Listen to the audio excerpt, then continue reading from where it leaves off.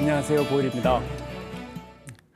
여러분, 인간과 로봇은 서로 감정을 주고받을 수 있을까요? 과연 인간과 로봇은 이렇게 친구가 될 수 있을까요? 근데 인공지능 기술의 혁신은 이렇게 우리 어린 시절에 상상 속에나 존재했던 로봇을 현실 세계로 이렇게 불러들이고 있습니다. 제 4차 산업혁명 시대로 접어들면서 기술은 이제 초연결을 구현해 가고 있는 반면에요. 인간은 이제 기술로부터 더욱 소외되고 있고요. 외로워지고 있는 면도 무시할 수 없는 사실입니다. 우리나라도 이미 인구 고령화가 가속되고 있죠. 1인 가구는 급속도로 증가하고 있고요. 이에 따라 반려동물 시장도 계속 성장하고 있습니다. 이미 그 규모가 작년까지 국내 기준 5조 8천억에 이른다고 합니다. 하지만 인공지능 기술이 혁신되면서 개나 고양이 등이 이제 반려동물로서 함께하던 시절도 이제 아마 옛 얘기가 될지도 모르겠습니다. 인공 반려 로봇이 그 자리를 대신할 수 있으니 말입니다. 이 반려 로봇을 통해서도 우리 인간들이 심리적인 어떤 정서적 안정감을 느낄 수 있기 때문입니다. 이제 우리 주변에 어떤 개나 고양이 등 이런 반려동물마저도 우리 인간들처럼 이제 일자리를 위협받는 상황이 되어가고 있는 건 아닌지 이렇게 모르겠습니다. 최근 인공지능 기술이 이렇게 혁신되면서요, 인공지능이 어떤 인간의 인지 능력을 이제 넘어서지는 않을까 하는 조바심마저 불러일으키고 있습니다. 이 상황은 이렇게 역설적이게도요, 인공지능보다도 이제 그간 당연시했던 우리 인간의 본성에 대한 어떤 궁금증, 어떤 새로운 질문들을 떠올리게 합니다. 과연 공감하고 이렇게 교감하는 능력은 인간만의 능력일까? 이런 질문에서부터요. 궁극적으로는 인간과 인공지능 로봇은 어느 수준까지 이렇게 감정을 나눌 수 있을까? 이르기까지 굉장히 다양한 질문이 가능합니다. 무엇보다도 우선 인간 가족들끼리도 일단 저희들 같은 경우는 싸우잖아요. 불화가 이렇게 일어나기 쉬운데 과연 인공 반려 로봇이 우리 이제 가정이라는 영역 안에서 인간과 공존이 가능한지 이제 궁금해집니다. 더 나아가서는 이제 반려 로봇 사이에서 어떤 인간들 사이에서 같은 어떤 그 감정과 같은 유대감 이런 것이 이게 느끼는 게 가능할지 이런 의문들도 꼬리를 물고 따라옵니다. 과거부터 이 주제를 다룬 여러 편의 영화, 소설들도 이게 심심찮게 등장해 왔습니다. 매우 흥미로운 이야기죠. 아직은 인간들이 마주하게 된 로봇은 여러분들 아시다시피 산업 로봇이 대부분입니다. 이렇게 공장에서 거대한 첨단 설비를 갖추면서요, 이렇게 사용하고 있는 거죠. 그리고 산업 로봇들이 보면 강력하고 이렇게 정밀한 능력을 이렇게 보여주는데 볼 때마다 이렇게 감탄을 자아내기에 충분합니다. 그렇다 하더라도 그건 우리 집 밖에서 벌어지는 일이거나 또는 영화 속 이야기라고 여겨지는 것이 일반적입니다. 인공지능이 우리 집 울타리 이렇게 넘어서 가정으로 들어오고 우리 가족 구성원의 하나처럼 이렇게 느껴지는 그 상황 맨 앞에 이 반려 로봇이 있다고 볼 수 있습니다. 이제 전에는 생각해 본 적 없었던 고민을 해야 될 때인데요. 이제 4차 산업혁명 시대 속에 그 인공지능, 이 반려 로봇은 어떤 모습으로 우리 곁에 등장할 것이며 그 인공 감정이란 건 또 무엇인지, 그리고 그 인공 감정의 구현이 가능하다면 과연 어느 정도까지 인간과 반려 로봇이 이렇게 교감할 수 있는지 수많은 의문들이 떠오릅니다. 그리고 마지막으로 어떠한 형태로든 우리가 인공 반려 로봇에게 어떤 사회윤리적 또는 어떤 법적 지위를 보장해야 할 경우에 인간은 반려 로봇에게 무엇을 할 수 있고 또 반대로 무엇을 하면 안 되는지 어떤 윤리적 문제까지도 고민해야 할 것입니다. 반려 로봇이란 인간의 감정을 인식할 수 있는 어떤 능력을 바탕으로 해서요, 인간의 동반자 역할을 하는 로봇을 말합니다. 상당수 반려 로봇이 인공지능 기술에 기반하고 있죠.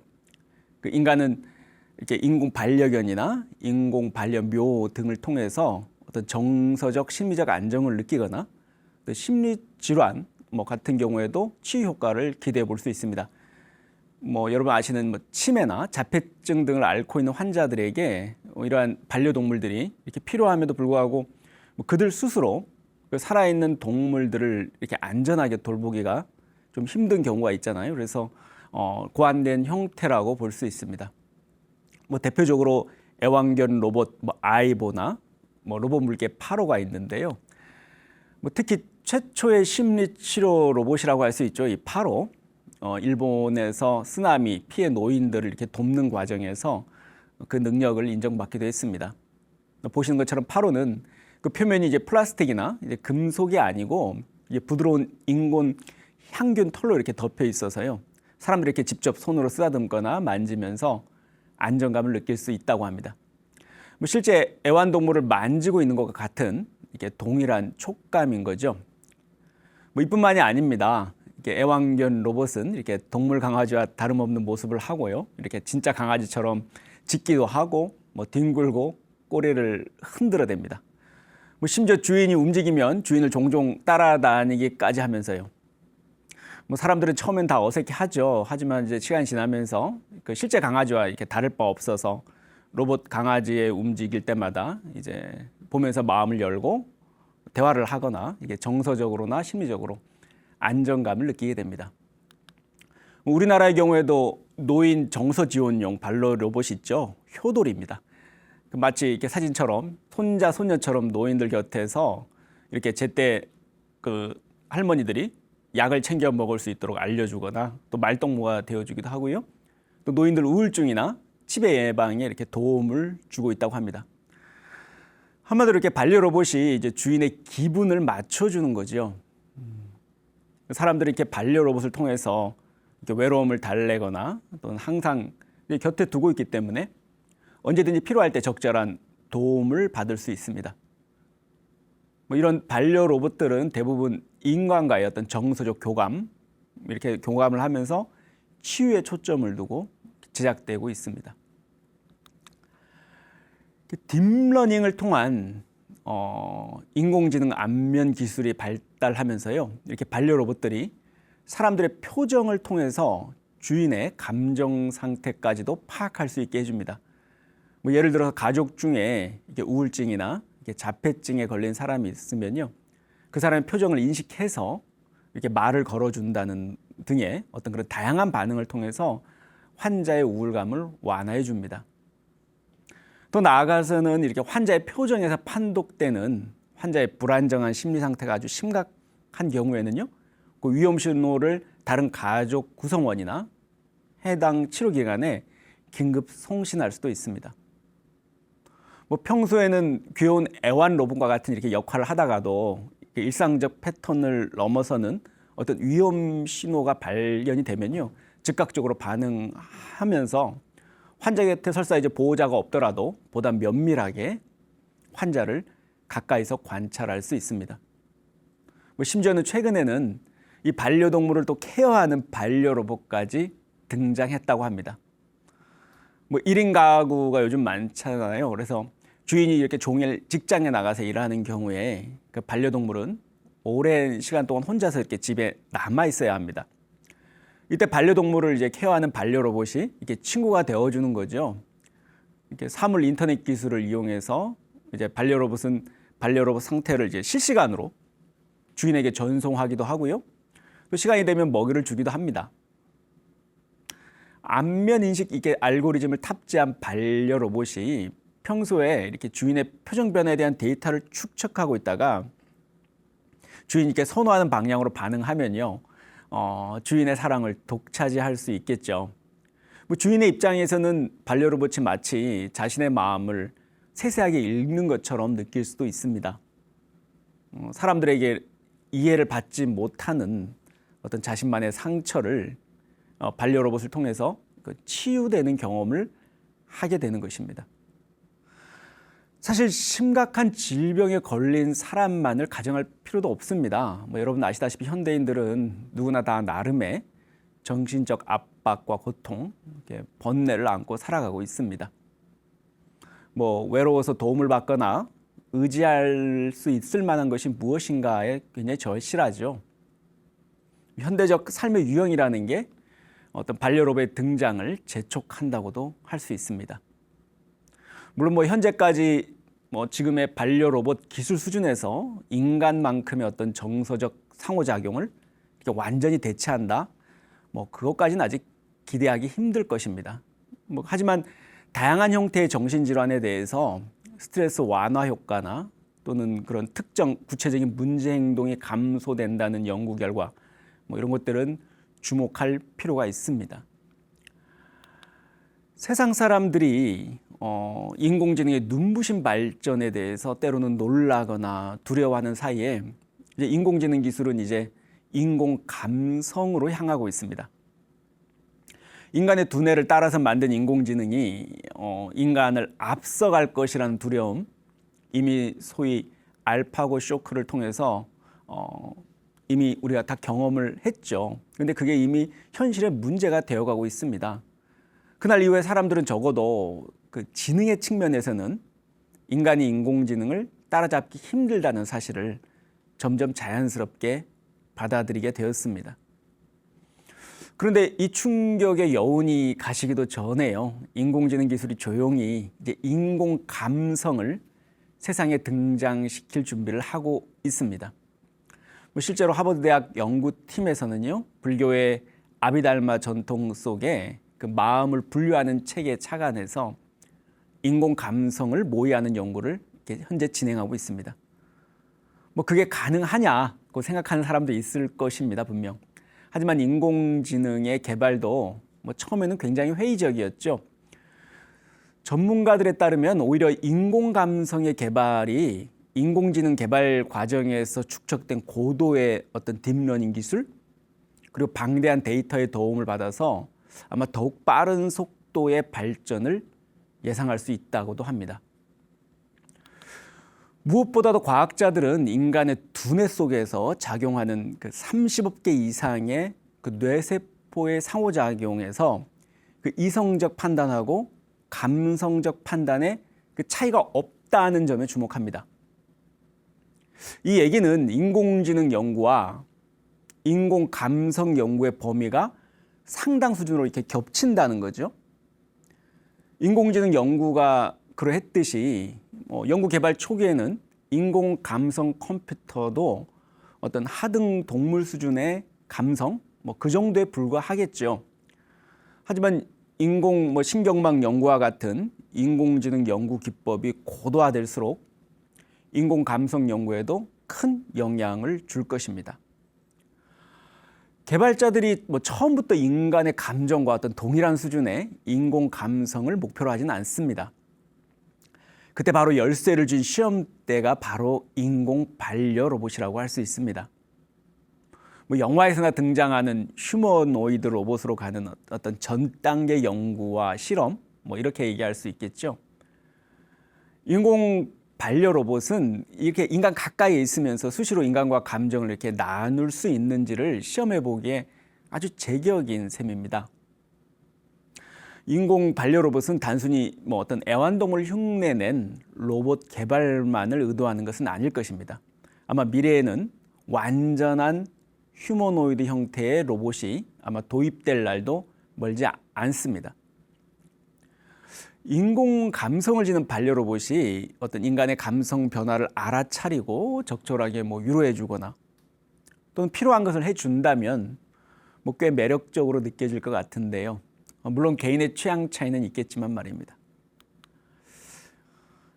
여러분, 그럼 인간은 어느 지점에서 반려 로봇에게 교감을 하고 애착을 느끼게 되는 걸까요?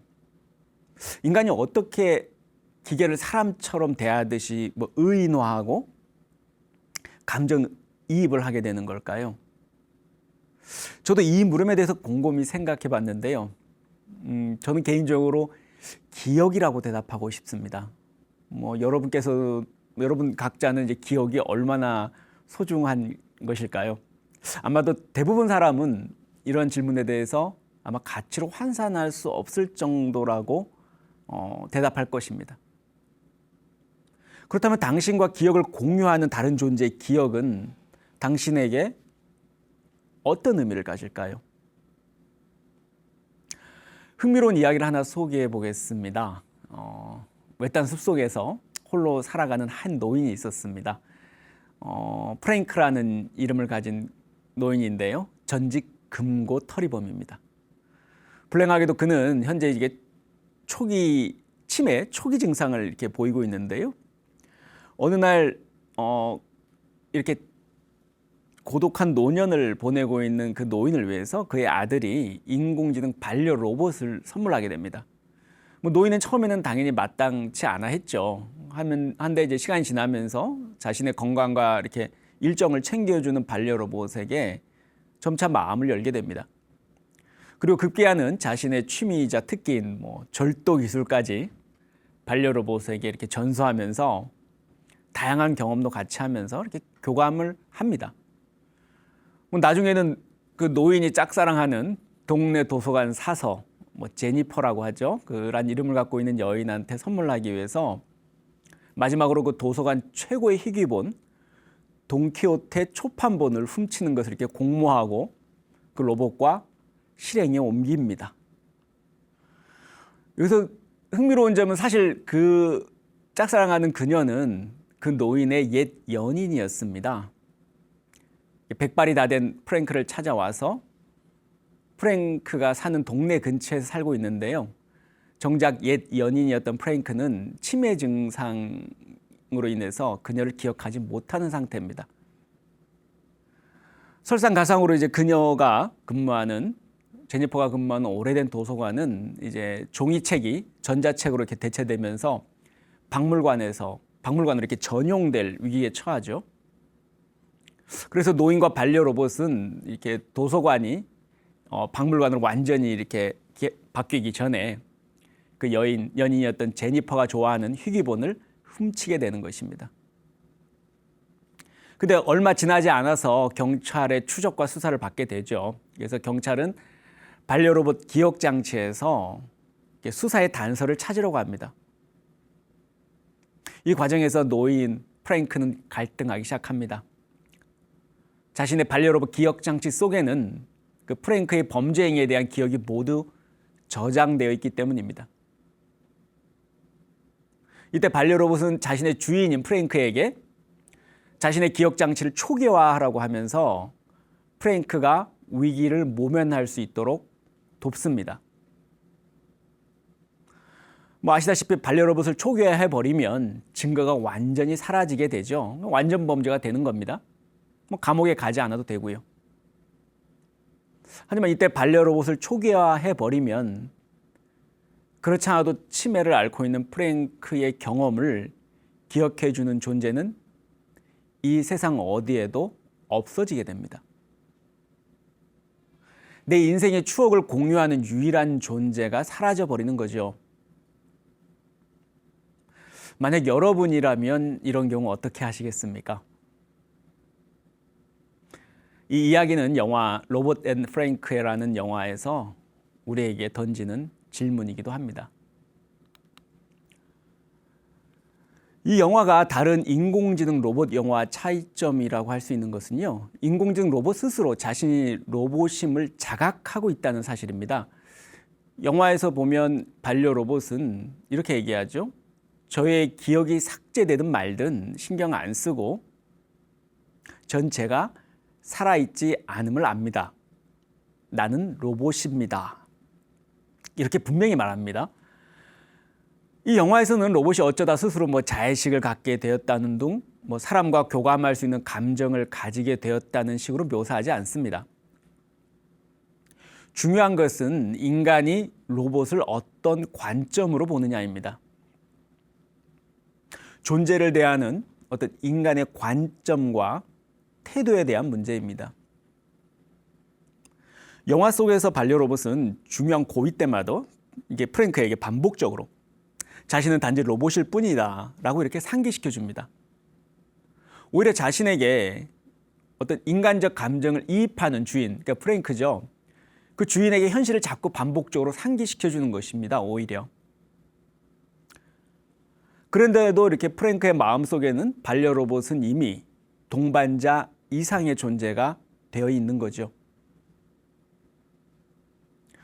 프랭크로서는 반려로봇과 동일한 경험을 통해서 추억을 이렇게 공유하면서 쌓인 그 수많은 기억 데이터를 포기할 수 없는 것입니다.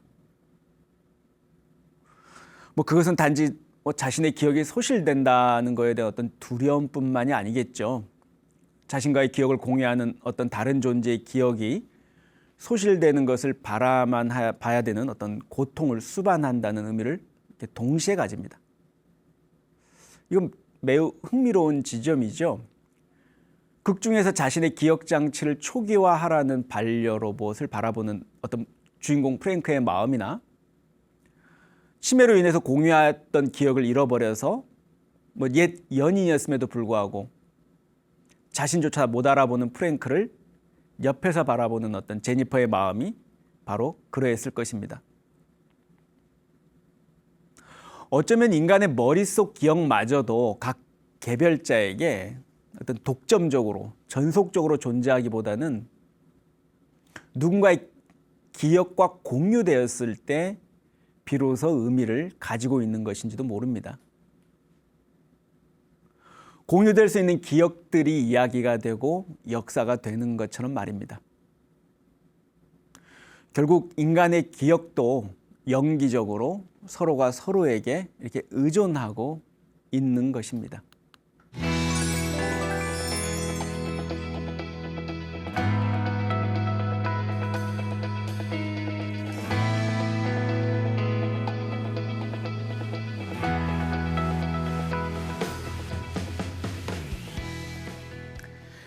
갈수록 이렇게 고도화되고 가는 이렇게 인공지능 로봇을 앞에 두고 고민이 시작되는 지점은 이렇게 단지 과학기술과 공학의 문제가 아니라 철학과 종교, 윤리의 영역이라는 거죠. 모든 것은 만들어집니다. 만드는 주체 또한 만들어지고요. 우리 인간도 예외일 수 없고 우리의 자아 역시 그러합니다. 그렇다고 만들어진다는 사실이 종교의 어떤 존귀함을 부정하는 이유가 될 수는 없을 것입니다. 인공지능 로봇만이 아니라 세상 모든 만물이 그 자체로 존귀합니다. 따라서 굳이 업이다, 인과를 이런 거론하지 않더라도 우리가 짓는 모든 일, 또 우리가 만드는 모든 것에 우리의 책임이 있습니다. 인공지능 로봇은 기계에 불과하니 그저 성능 좋은 가전제품 정도로 생각하고 이렇게 소비하면서 무심코 살아가기에는 그 영향력이 점점 사소하지가 않습니다. 중요한 것은 인공지능 로봇의 기능이나 인간과 얼만큼 동일한가가 아니라 그 대상을 바라보는 인간의 관점과 태도일 것입니다. 오늘 강연 함께해 주셔서 감사합니다. 성불하십시오.